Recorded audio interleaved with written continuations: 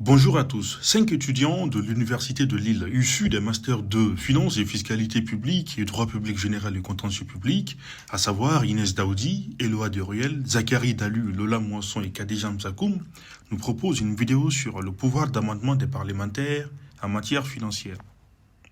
Bonjour à toutes et à tous, chers auditeurs, bienvenue dans notre nouvelle émission juridique, Le droit décodé. Alors aujourd'hui, nous nous intéressons avec nos invités à la question du pouvoir d'amendement des parlementaires en matière financière. Pour traiter de cette question, j'ai le plaisir de recevoir aujourd'hui Zachary Dalu, professeur à l'Université de Lille et spécialiste des questions budgétaires et financières. Bonjour et merci de me recevoir. Sont présents aussi avec nous Lola Moisson, Khadija Msakoum, toutes deux professeurs de droit constitutionnel à l'Université de Lille, et Monsieur Deruel, député du groupe socialiste à l'Assemblée nationale. Je vous souhaite à tous les trois la bienvenue. Bonjour, merci de m'accueillir. Bonjour, merci de nous accueillir. Alors avant de rentrer dans le vif du sujet, chers auditeurs, c'est un sujet bien complexe que nous allons traiter aujourd'hui et finalement peu connu du grand public. Rappelons à nos auditeurs avec nos invités ce qu'est précisément un amendement parlementaire. Quel est son rôle dans la Ve République, son utilité, mais aussi ses limites. Alors rappelons tout d'abord qu'étymologiquement, le mot amendement provient du latin menda, la faute, et emendare, qui signifie corriger une faute. L'amendement serait donc la rectification d'une erreur ou d'une conception mal réalisée. Revenir à l'étymologie du mot amendement est une très bonne façon de débuter notre émission et permet la compréhension de ce sujet par chacun. En effet, l'étymologie correspond toujours à ce qu'est un amendement parlementaire sous la Ve République. Il constitue ainsi la possibilité pour les parlementaires d'effectuer des modifications sur les textes dont sont saisies les assemblées. En clair, chers auditeurs, il nous permet de supprimer certaines dispositions de la loi examinée, d'en créer ou simplement de les modifier et de les amender. Ces modifications sont soumises à un vote des parlementaires et peuvent être réalisées à la fois sur les projets de loi, mais aussi sur les propositions de loi. L'amendement est donc de deux types.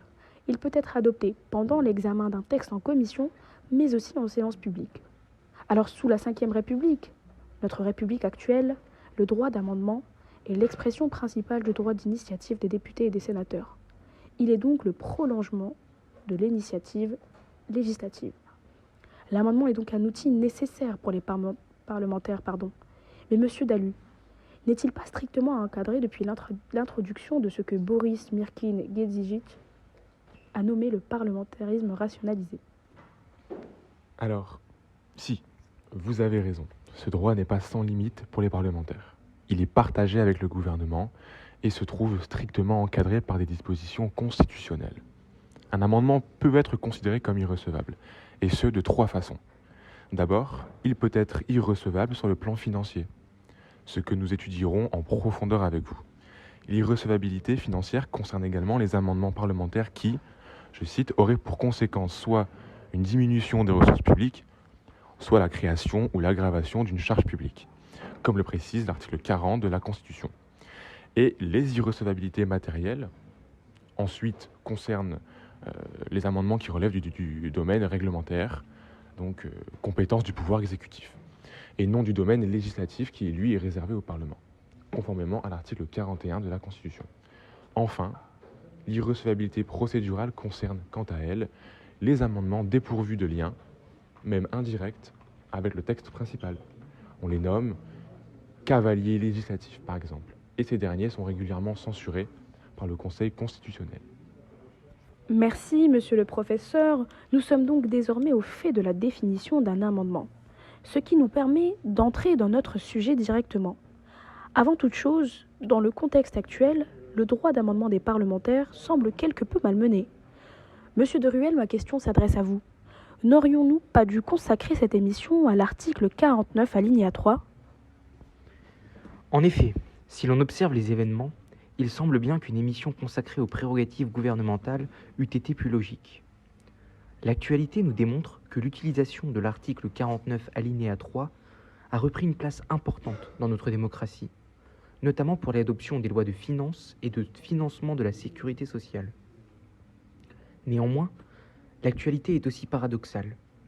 En effet, malgré cette situation, il semble bien que le droit d'amendement ait retrouvé de la vitalité depuis les élections législatives de 2022, le gouvernement s'appuyant sur les députés et les sénateurs du groupe Les Républicains pour faire adopter ces projets de loi, et ce en acceptant leurs amendements venant modifier le projet de loi.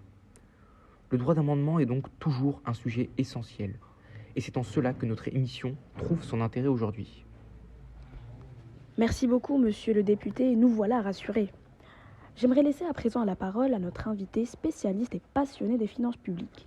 Il meurt d'envie, j'en suis sûre, de vous informer, chers auditeurs, sur les irrecevabilités financières découlant de l'article 40 de la Constitution.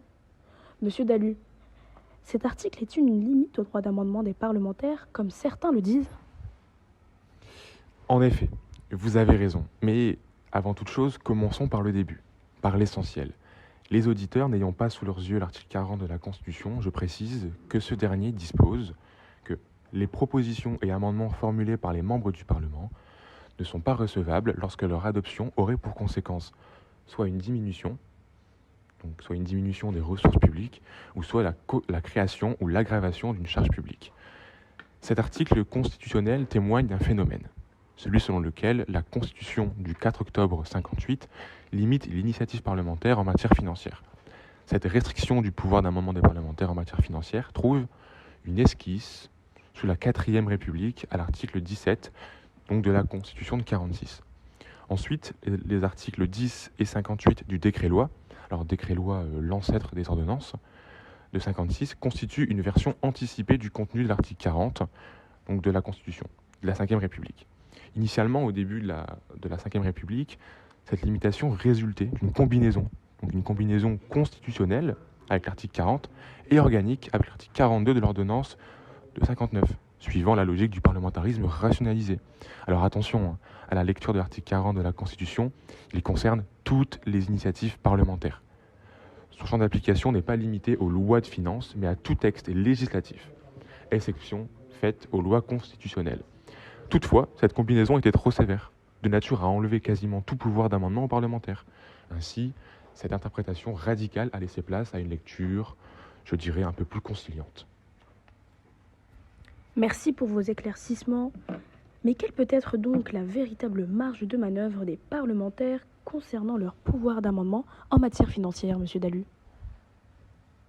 Alors, en l'occurrence, il faut s'intéresser à présent au contenu, donc à la substance de l'article 40, afin de comprendre en quoi l'article en question apparaît comme un outil de rationalisation du parlementarisme et, in fine, comme une véritable restriction du pouvoir d'amendement des parlementaires en matière financière.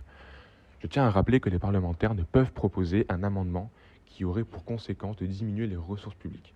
C'est très important de le rappeler, sous peine de se voir opposer forcément une irrecevabilité financière. Cette interdiction s'applique à toutes les structures publiques bénéficiant de financement public, sauf pour les entreprises publiques qui se trouvent en dehors du champ d'application de l'article 40, pour des considérations concurrentielles. Et ce, même si l'État apparaît comme étant un actionnaire minoritaire ou même majoritaire de l'entreprise. Tout au plus, il est loisible de considérer que ces derniers disposent d'une marge de manœuvre convenable, notamment dans la mesure où ils peuvent déterminer la base de référence la plus favorable à l'initiative parlementaire. Mais, chers auditeurs, que doit-on entendre par base de référence ? Alors, comprenez simplement que la base de référence de la recevabilité financière d'un amendement s'apprécie au regard du droit positif et de la jurisprudence.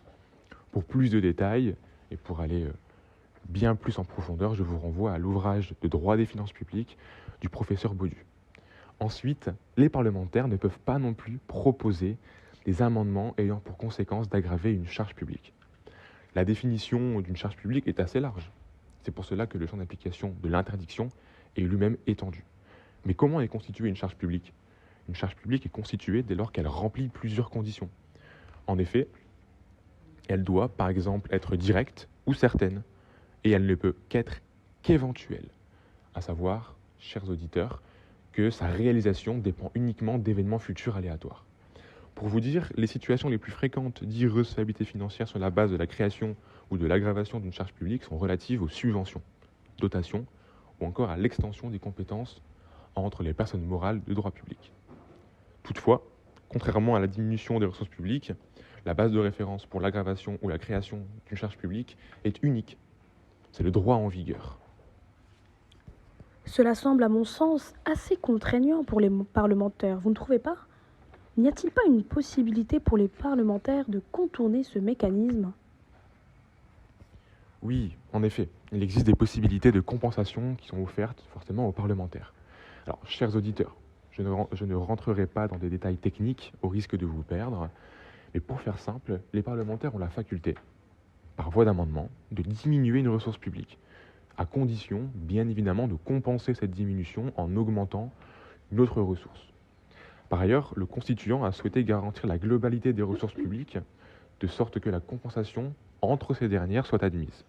Attention, hein, les parlementaires ne peuvent pas diminuer une ressource publique et compenser à côté cette diminution en diminuant une charge publique. La compensation ne sera pas admise et l'irrecevabilité financière sera constatée. De plus, cette compensation doit respecter certaines conditions pour éviter une irrecevabilité financière. La compensation doit être réelle. Par exemple, les collectivités ou organismes qui subissent la diminution doivent profiter de l'augmentation. Et la compensation doit également être suffisante et immédiate. Alors, les compensations fictives ou différées dans le temps ne seront pas acceptées. À l'inverse de l'interdiction de diminution des ressources publiques, la compensation n'est pas constitutionnellement admise pour l'interdiction de l'aggravation d'une charge publique. Aucune compensation n'est en principe possible, ni même par l'augmentation d'une ressource corrélative. Et puis, comme l'a précisé le Conseil constitutionnel dans une décision de 82, l'article 40 de la Constitution, je cite, fait obstacle à toute initiative se traduisant par l'aggravation. Donc l'aggravation d'une charge fut-elle compensée par la diminution d'une autre charge ou par une augmentation des ressources publiques corrélatives. Toujours est-il que cette interdiction a été assouplie par le législateur organique qui a souhaité mettre en place un chaînage vertueux, notamment motivé par l'adoption de la LOLF, donc la loi organique relative aux lois de finances de 2001. Et je vous rappelle, chers auditeurs, que la LOLF instaure une nouvelle architecture budgétaire et que la charge doit alors être assimilée à la mission. Donc une nouvelle disposition permettant aux élus de déposer des amendements s'appliquant au crédit au sein d'une même mission, sans que cela ait pour conséquence d'augmenter la totalité des crédits de la mission concernée. Merci, Monsieur Dalu, pour ces éclaircissements. Alors, c'est très intéressant ce que vous dites, mais afin de faciliter la compréhension de ce sujet à tous les étudiants, particulièrement de tout niveau, que faudrait-il que ces derniers retiennent concernant l'irrecevabilité financière? Alors, concernant l'irrecevabilité financière, je crois qu'il est important pour les auditeurs de retenir que l'article 40 limite drastiquement la marge de manœuvre des parlementaires dans leur pouvoir d'amendement en matière financière. Même si certaines manœuvres sont admises, comme on a pu le voir. Mais bon, la recevabilité financière des amendements est un symbole puissant de la perte d'autonomie des chambres parlementaires sous la Ve République. Et le Parlement détient un rôle limité en matière financière. Merci, Monsieur le professeur, pour cette intervention des plus passionnantes. Intéressons-nous désormais à la procédure de contrôle des irrecevabilités financières des amendements, avec vous, Monsieur le député de Ruel, qui allait nous présenter l'aspect pratique de la matière. En étant fin connaisseur du sujet, j'ai à cet effet une question à vous poser. Alors, la procédure de contrôle est-elle précisée par un texte? Oui, bien entendu. Néanmoins, ni la Constitution ni la LOLF ne précisent la procédure à mettre en œuvre afin de contrôler les éventuelles irrecevabilités financières des amendements déposés. Ces modalités sont en réalité déterminées par les règlements de chaque assemblée. La procédure de contrôle à l'Assemblée nationale est détaillée à l'article 89 de son règlement et celle du Sénat en son article 45, ce qui explique des différences entre la procédure de contrôle à l'Assemblée nationale et au Sénat. Toutefois, les deux procédures se sont grandement rapprochées, car le Sénat a tiré les conclusions de la décision du Conseil constitutionnel. Ce dernier a considéré que la vérification de la recevabilité financière des amendements parlementaires devait se faire au moment de son dépôt. La professeure Moisson reviendra plus en détail sur cette décision plus tard. Avant cette décision, le Sénat ne procédait pas à un contrôle systématique préalable, laissant au gouvernement la charge d'invoquer l'article 40 de la Constitution. Un amendement irrecevable pouvait être alors discuté dans l'hémicycle, la décision d'irrecevabilité intervenant en séance publique. Alors, Pouvez-vous nous donner des précisions sur le déroulement de cette procédure devant l'Assemblée nationale? Oui, bien sûr. Pour comprendre la procédure de contrôle à l'Assemblée nationale, il faut distinguer deux temps dans l'examen de la loi. En effet, comme vous le savez, les projets et propositions de loi sont d'abord examinés en commission, avant d'être débattus à l'Assemblée nationale. Et dans les deux cas, les députés peuvent faire usage de leur droit d'amendement. Il convient donc d'analyser individuellement ces deux étapes d'examen pour mieux comprendre la procédure de contrôle des irrecevabilités financières à l'Assemblée nationale. Ainsi, s'agissant des amendements déposés en commission, l'irrecevabilité financière est appréciée par le président de la commission concernée ou par son bureau. Néanmoins, si un doute venait à s'installer, le président de la commission concernée peut toujours consulter le président et le rapporteur général de la commission des finances. En second lieu, s'agissant des amendements déposés en séance publique, il faut là encore distinguer deux temporalités, le stade du dépôt et la mise en distribution. Au stade du dépôt, l'irrecevabilité financière est appréciée par le ou la présidente de l'Assemblée nationale, sur avis du président de la commission des finances, de son rapporteur général, d'un membre de son bureau ou, à défaut d'avis, auprès du bureau de l'Assemblée nationale. En réalité, la pratique parlementaire laisse cette prérogative d'appréciation de la recevabilité financière à la commission des finances, qui est assistée dans cette tâche par son secrétariat, qui prépare le dossier pour que le président lui-même puisse prendre ses décisions. Dès lors, et selon l'usage, le président de l'Assemblée nationale suit cet avis. Enfin, après une mise en distribution, l'irrecevabilité financière peut être opposée aux amendements. Dans ce cas, c'est le président ou le rapporteur général de la commission des finances qui apprécie de la recevabilité ou non de l'amendement en question. Il me semble, monsieur le député, que cette pratique parlementaire qui consiste à ce que la présidente de l'Assemblée nationale suive l'avis du président de la commission des finances a été remis en cause, non?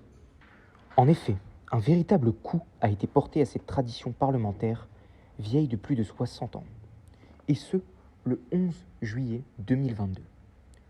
Lors de l'examen du projet de loi mettant fin au régime d'exception créé pour lutter contre l'épidémie de Covid-19, la présidente de l'Assemblée nationale, Yaël Braun-Pivet, a statué, conformément à l'article 89 du règlement de l'Assemblée nationale, sur la question de la recevabilité financière de certains amendements. La singularité de cette décision tient au fait qu'elle a censuré ces amendements pour cause d'aggravation des charges publiques, alors même qu'Éric Coquerel, président de la commission des finances, les avait déclarés recevables en commission.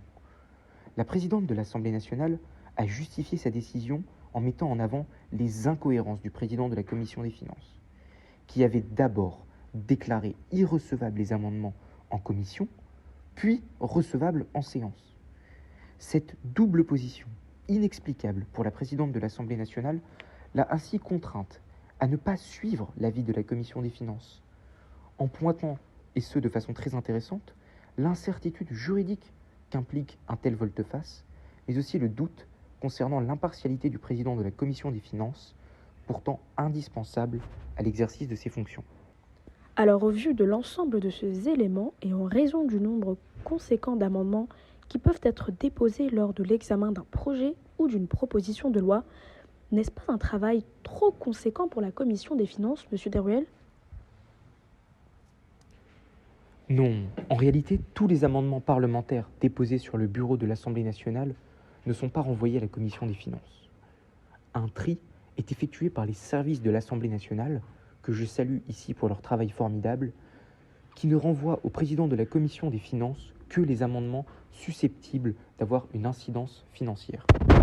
Vous avez beaucoup parlé de l'Assemblée nationale, sûrement parce que vous êtes député.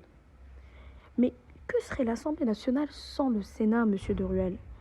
C'est une question qui me trotte dans la tête comme sûrement dans celle de beaucoup de nos auditeurs, et surtout auditeurs étudiants. Pouvez-vous nous dire comment se déroule la procédure au Sénat? Venons alors à la procédure au Sénat. La procédure de contrôle des irrecevabilités financières au Sénat peut être décomposée en 3 temps. Le premier temps concerne les amendements déposés au stade de l'élaboration du texte en commission.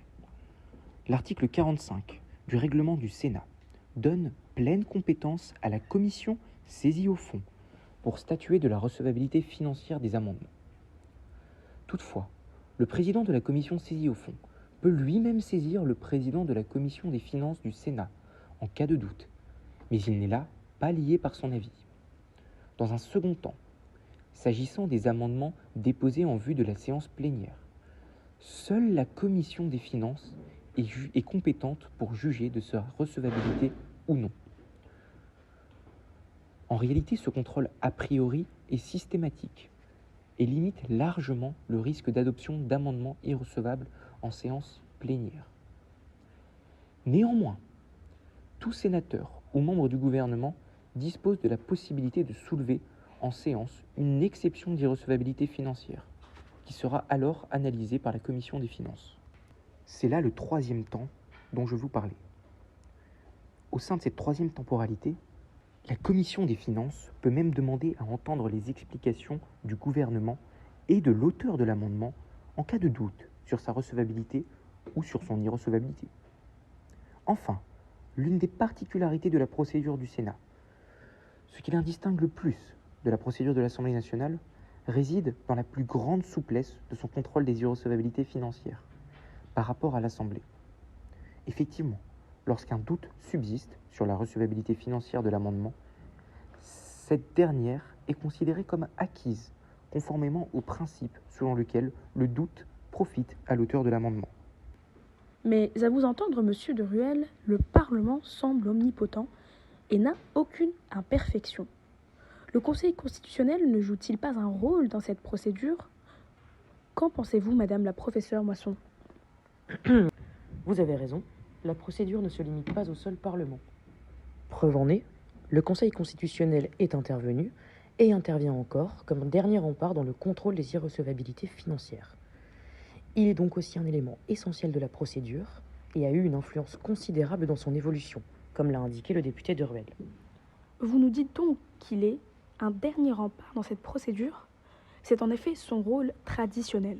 Mais pouvez-vous détailler en quoi consiste son intervention dans cette procédure? Alors, comme je vous l'ai indiqué, le Conseil agit en ce qui concerne la recevabilité financière, comme un juge d'appel des décisions prises par les instances propres à l'Assemblée nationale et au Sénat. Il est essentiel de disposer de ce dernier rempart afin d'éviter que ne soient votés des amendements qui violeraient les règles financières de notre démocratie. D'ailleurs, la procédure parlementaire peut, en effet, laisser passer certains amendements qui auraient dû être déclarés irrecevables, auquel cas, donc le Conseil trouve bien évidemment toute sa place. Néanmoins, son intervention dans cette procédure est conditionnée. En effet, en 2007, le Conseil constitutionnel a rappelé la nécessité d'un, et là je vais citer, préalable parlementaire, considérant que la question de la recevabilité financière des amendements d'origine parlementaire doit avoir été soulevée devant la première chambre qui en a été saisie pour que le Conseil constitutionnel puisse en examiner la conformité à l'article 40. Donc, pour être clair sur cette jurisprudence, cela veut dire que l'irrecevabilité de l'amendement doit être soulevée devant la chambre où il a été déposé pour que le Conseil puisse intervenir. Son rôle, s'il est important, demeure donc toutefois encadré et conditionné par la procédure parlementaire elle-même. Merci, madame Moisson, mais enfin, le député de Ruel a mentionné une évolution de la procédure suite à une décision du Conseil constitutionnel. J'aimerais qu'on revienne sur ce sujet. Que pouvez-vous nous en dire? Alors, effectivement, le Conseil constitutionnel a en grande partie participé au renouvellement de ces deux procédures. Donc sa décision de 2009 va en témoigner. Il dispose dans celle-ci que le respect de l'article 40 de la Constitution exige qu'il soit procédé à un examen systématique de la recevabilité antérieurement à l'annonce de leur dépôt. Donc c'est bien le Conseil lui-même qui, à travers cette jurisprudence, a pesé sur les règlements des assemblées, donc qui se sont considérablement adaptés. Signe de ce contrôle de la part du Conseil, la nécessité d'un contrôle de recevabilité effectif et préalable au dépôt est exprimée. Donc ça, c'est dans la décision toujours de 2009, sous la forme d'une réserve d'interprétation.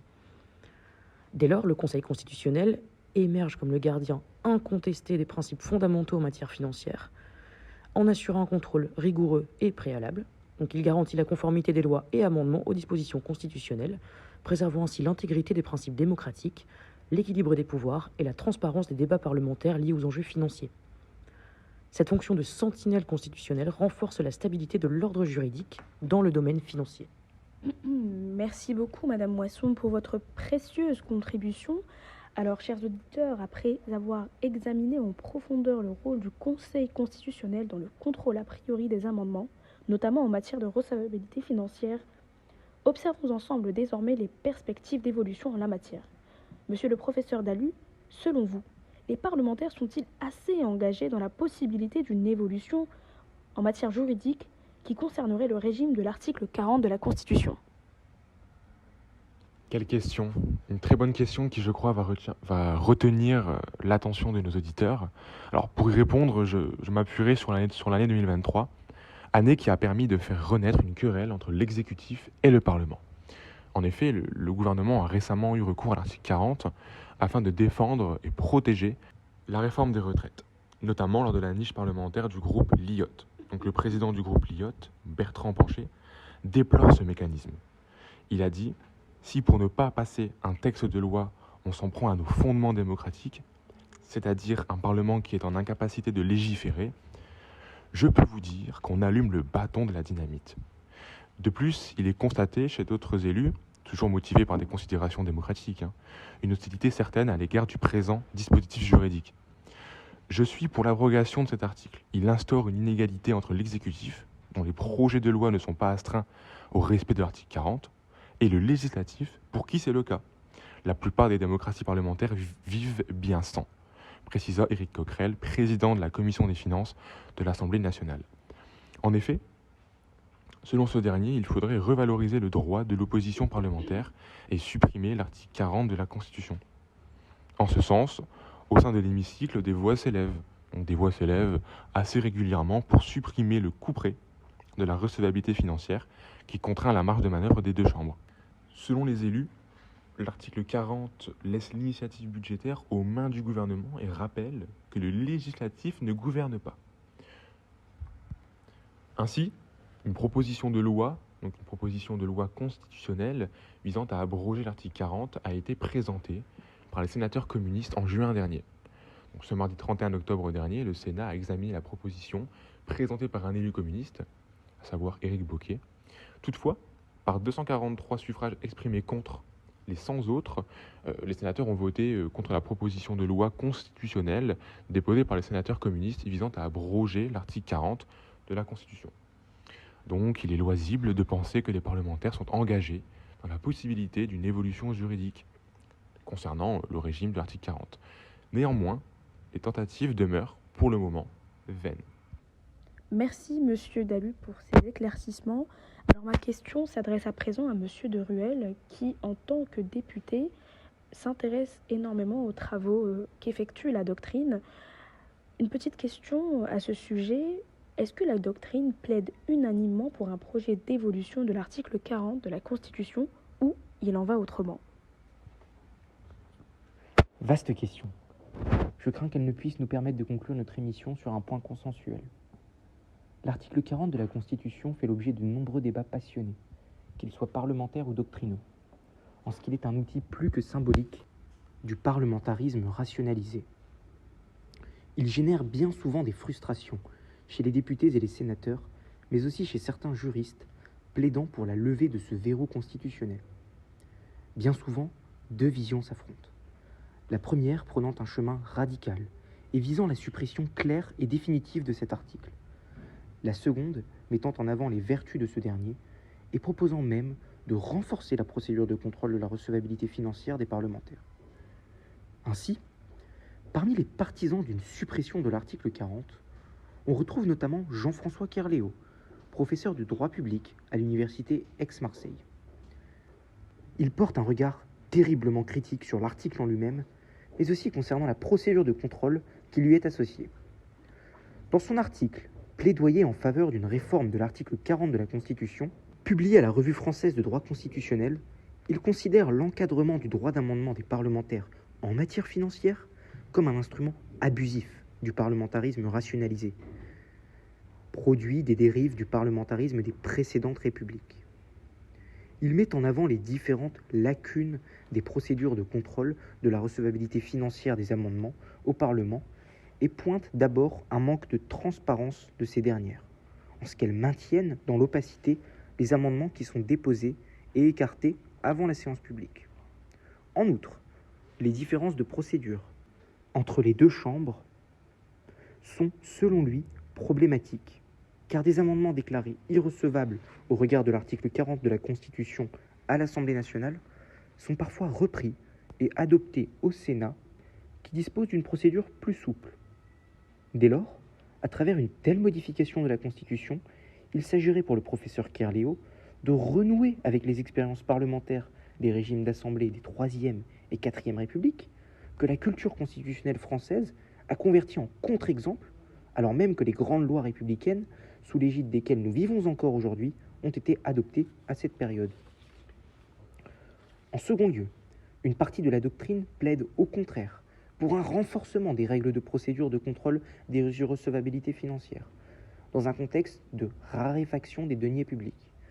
C'est ce que propose le professeur Baudu, qui considère l'article 40 de la Constitution comme un formidable outil de maîtrise des dépenses publiques dans un contexte d'accroissement continu de la dette publique et des déficits. Une telle suppression permettrait en effet aux parlementaires de revenir sur l'écriture intégrale du budget de l'État, ce qui nuirait en réalité à la qualité du débat et au bon fonctionnement de notre démocratie. Eh bien, merci monsieur le député de Ruelle pour vos éclaircissements.